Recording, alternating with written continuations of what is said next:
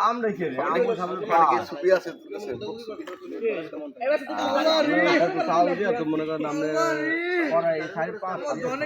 তেঁতুল গাছ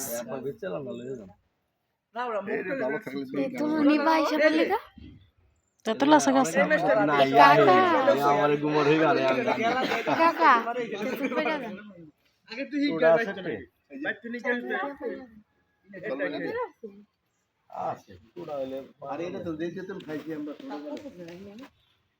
আমরাও খাইছি